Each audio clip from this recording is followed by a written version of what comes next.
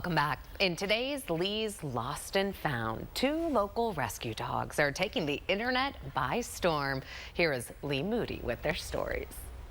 Well, Emily, Richard and Pot Pie are known as the bad boys of Rescue One, even though this picture doesn't look like it. The group's many posts about them on social media are very funny and they're very popular, but they've also shined a light on the hard work and the dedication it takes to fix so-called unadoptable dogs. Richard was the original bad boy, spawning the phrase, "Don't be a Richard," that is now on t-shirts and calendars. He was a snarling, barking, biting mess who didn't like anyone. He just wanted to run people out of his space. He didn't want nobody near him. Enter trainers Danny Lambert and Brandon Gerhardt from Holiday Inn Pet Resort. They saw the posts about Richard and reached out to Rescue One to help. And it just really intrigued me. I love the hard dogs. So I reached out, and it took us about a week or so back and forth, and they finally let me take the challenge on. Richard went from this to this under their care, but it didn't happen overnight. We just start with building a bond and a relationship. A lot of it's through play. We find something that interests him the most. With him, it's toys. And so it didn't take too long of just going for walks and just hanging out with him. And then he would start engaging with play with a toy, but without him being touched. And then from there, it's just developed into full trust. And now he'll give you his belly and let you rub his belly, and he trusts you completely. You want belly rubs? And Danny fell completely in love.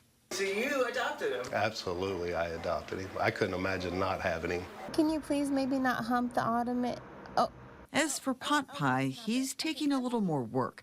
Despite being fixed, he likes to show dominance in an unsavory way. He is a humper. He'll hump anything. Shoes, couches, pillows, dogs. Bite you if you try to correct him, tell him he can't do those things. So he's kind of dominant. Danny and Brandon are turning to other dogs to help correct Pot Pie's territorial tendencies. We've had him in the big pack playing with the other dogs and getting him associated and in a group play where he understands the rules of the game. I think he really doesn't understand the rules, and he's been allowed to do it at home on inanimate objects and stuff like that. He's gotten away with it, and then when he was told no, he was able to correct them. Well, with other dogs, they tell each other no all the time, so in their own way, you know. So I think that's what's helping him right now. That's a good boy. Danny and Brandon say watching the change in Richard and Pot Pie and knowing they played a big part in their second chance is incredibly gratifying.